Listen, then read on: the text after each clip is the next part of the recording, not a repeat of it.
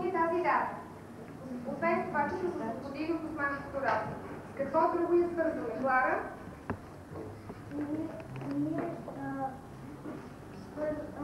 Ние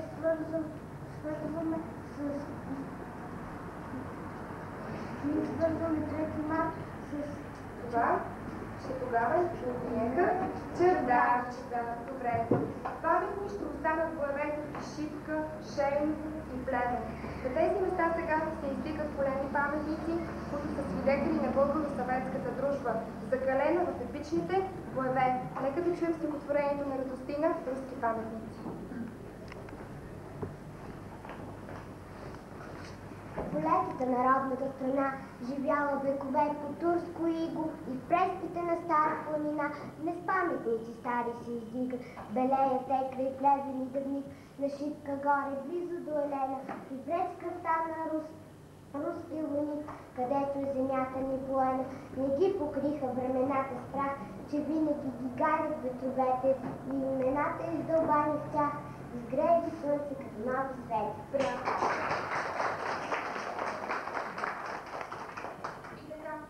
Освобождението на България, кой обществен строй се установява у нас? След освобождението на България, Росен? Капиталистически. Айде по-различен. След освобождението на България, у нас се установява капиталистическия обществен строй. Кои са двете основни негови класи? Кои? Силвия Галчева? Работническата класа И буржуазията. Добре. За какво се борят работниците? За какво се борят работниците? За какво? За по-добър живот. Така, добре. Ами, коя е тази от тяхна организация, която организира тяхната борба? Вашата организация е Черепа Чавдарче. Ами, тяхната организация как се казва? Кажи, Росене? Партията, добре. Чие име носи нашия град? И защо? Чие име носи нашия град и защо му ви дам? Нашия град носи името на Димитър Благоев. Защо ти дам? Знаеш ли защо? Защото Той е заложника на комунистическата партия. Добре. Кога и къде е положено начало? Кога и къде? Кога и къде? Ани? На дълго година.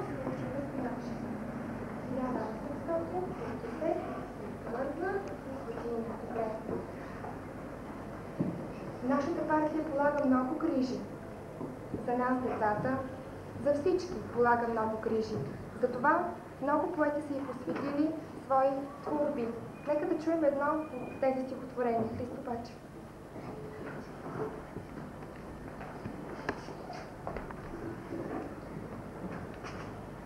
Любима партия, здравей! Родина имаш, горд си ти, щастлив, сърцето ти топти. Прозорец имаш към света, червена връзка и мечта. Да бъдеш утре инженер, летец, моряк и комбайнер. Поет, работник, просветен, творец на бъдещия ден. Родина имаш, бащин край, небе и слънце, земен рай. Високи сини планини, села, огняни светлини. Звезди над нови градове, разпяти в чудни стихове. Родина има свобода, на вот е вечната следа, купнешки път живота, но завета скъп на Димитров, на връх висок качи се ти, гласът ти нетка проести. Любима партия, здравей, на тебе всичко ние дължим, наклон, че слави, че да пей напред, за дружно да вървим. С труд мирен да растат децата, България и свободата.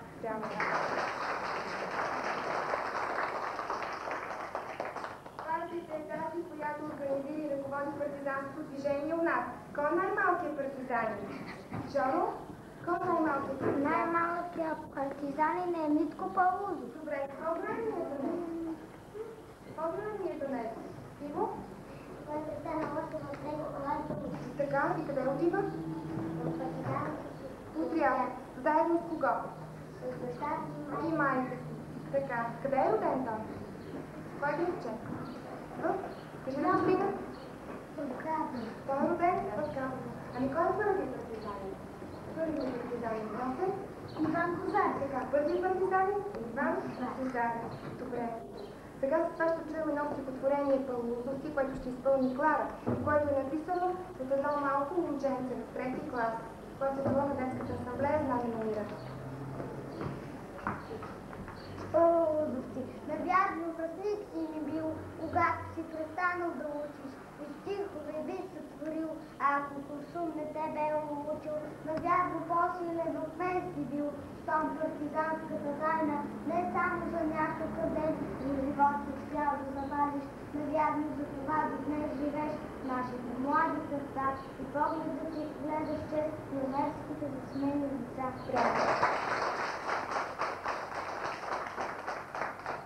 Коя дата ще помним като най-светлия ден в нашата история? Коя дата? Най-трудно? Коя дата? Ще помним като най-светлия ден. Радостина? 1944 година. Условията на кой общество ще живеем сега? Условията на кой общество ще живеем сега? Ние сега живеем на социализма. Да. През година в нашата страна се събират всички деца по света на Международната детска асамблея Знаме на мира. Кой беше девиза на асамблеята? Девиза. Хайде да си го кажем всички заедно. единство, творчество и красота. По чия инициатива се провежда тази асамблея в град София? По чия инициатива? По чия инициатива?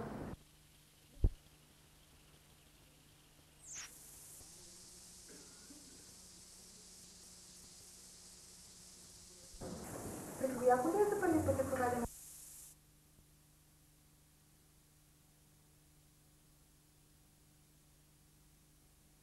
В 1979 година в град София. Ами ние с вас къде бяхме на екскурзия? Какво видяхме? Какво видяхме? Бяхме на екскурзия. Диана?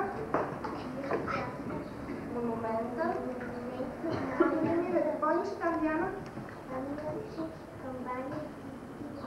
От всички деца, които са идвали на асамблеята от цял свят. Добре, за какво бият децата тези камбани? Какво искат те? Кажи ли, Василена? Те искат да има мир по Точно, цялата земя. по цялата земя. Нека да чуем едно такова стихотворение. Мир, Мария.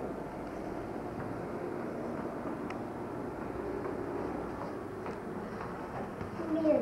Всяка година в моята родина идва течица от вред. В мир ние живеем, растем и пеем, бъдното крачи напред. Браво. Хайде сега да се запомня вас. Кой е най-български празник? Чествахме скоро и манифестирахме заедно с вас. Кой е най-български празник? Кой е най-български празник? Златко? Ние наскоро чествахме 24 май. Май, добре. Това е празника на какво? Празника на какво е това? Иво? Това е празника на славянската писменост и култура. Точно така. Добре. На кого ние дължим нашето АБВ? На кого? На кого дължим нашето АБВ? Литка? Ние ги дължим на двамата брата Кирил и Методий. Добре. Нека да чуем се кажа. Звуци креме се леят, идат от извор дълбок, влизат в плещами и пеят като планински поток. Дали ни двамата братя, азбука, тройно косци, нисали буквички злато с остров и плаче перо. Добре. Хайде сега да се спеем песента Слава Дети. Слава дети вам народни, слава за вашите дела. Слави от полята свободни, не стичиме вашите чела. Слави от полята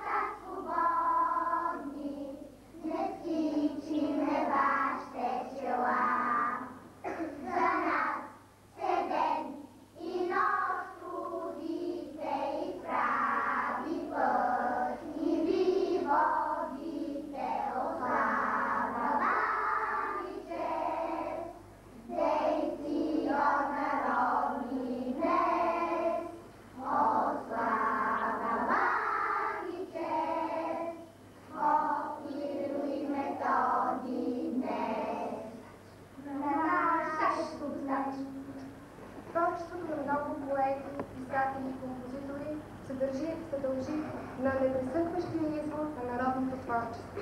Ние всички с вас обичаме много народните песни и народните приказки. Сега ще чуем народната приказка Мързеливата снаха. Хайде! Мързеливата снаха. Един дядо и една баба имали само един син. Той се ожени. Довел им снаха. Тя се случила много мързелива. Където седне, не дига се и нищо не работила. Един ден дядото рекла на бабата: бабо, ти вземи менците и уж отива за вода. Пък аз ще те спирам, да нося себе снахата да отиде. Бабата взела мобилиците и менците, а дядото почнал да ги дърпа и вика: стой, бабо, ти си стара, срамота и по-глави и да ходим за вода. Дай менците на мене. Не бива, ти си по-стар, аз съм жена. Мене по-приляга да отида за вода. Думала бабата и дърпала менците. Остави, бабо, дай мене менците, думал дядото. Снахата ги гледала, слушала, па рекла: оле, оле, как се не разбира стари хора. И за той се иска един да отида сега, а другият утре. Кое ценно човешко качество учи тази народна приказка? Кое ценно човешко качество? Ние трябва да работим, а да не седим на сядане. Добре, и какво още? Какво трябва да бъде нашето отношение към по-възрастните хора? Какво трябва да бъде нашето отношение? Какво? Това трябва да бъде добро. Ние трябва да уважаваме по-възрастните хора и да им помагаме с каквото можем. Добре, хайде с вас какво ви някои български поговорки за труда и мърза.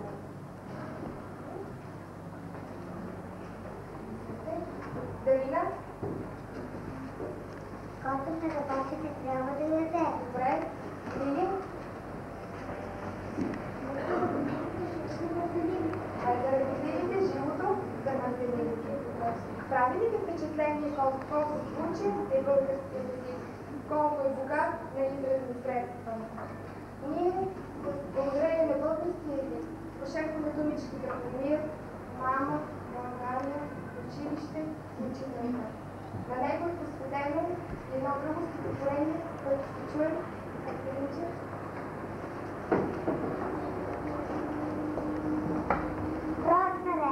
Родна реч, умайна, сладка, що звучи, наблегва и мен, реч на мама и на татка, що говори всеки ден.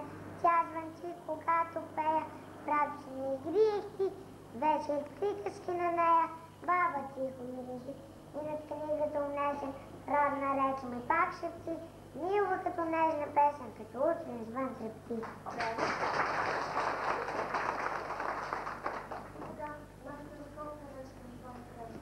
Научихме се да четем и да пишем. Пред нас се разкриха много загадките на природата. Научихме много неща за историята на България. А сега да не сме да кажем довиждане на първо до есен. До месец септември. Нека всички да разгледат постоянната света. Да свършите